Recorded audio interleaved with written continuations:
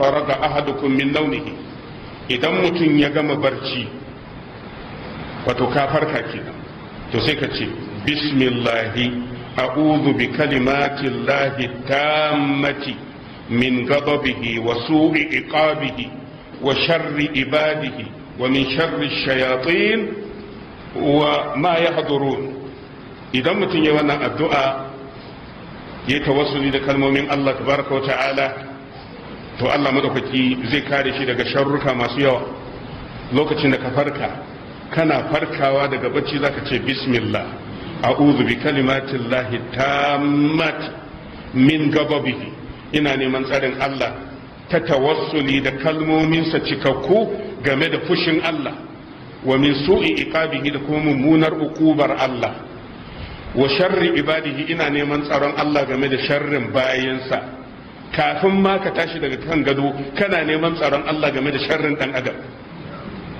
Wa min sharri shayatin da kuma sharrin shaytanu wa ma yahdurun da abin da suke halartowa da shi. Ka nemi tsaron Allah kafin ka bar gado an gama. Wannan yinin gaba ɗaya kana tare da garkuwar Allah tabaraka wa ta'ala. Wannan addu'a ce da manzon Allah ya karantar da mu.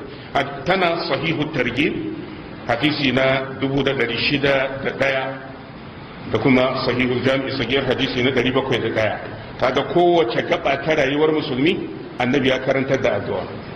Zaka fita gida addu'a, ka shiga gida a'a ga wani abu da ake so kai, zaka kwanta addu'a, ka farka addu'a. So baka da bukatar neman taimakon kowa saboda baka taba manta Allah ba, baka manta Allah ba. Dare da rana kana tare da Allah, shi ko Allah bai saba alkawari.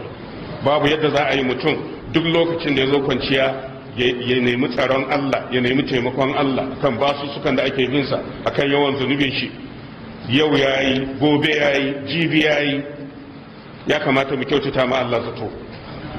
Ya kamata mu kyautata ma Allah zato. Ba zai taba yiwuwa Allah nan da kake ta roƙonsa yayi watsi da kai ba. Ba zai taba yiwuwa ba. Sai dai ta bayanin al-Imam Zarqani da yake cewa idan ka ga hakan bai samu ba to ka dubi imaninka da kyau. Anya ku imanin naka ingantacce ne?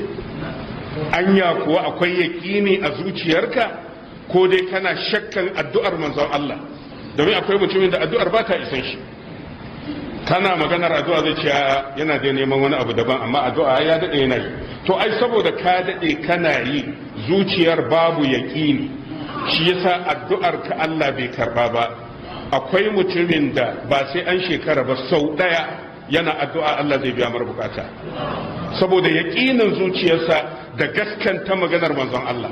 Saboda ka duk mutumin da ya tabbatar ya gaskanta annabi Muhammad sallallahu alaihi wasallam, wannan mutumin Allah ba zai kunyata shi ba.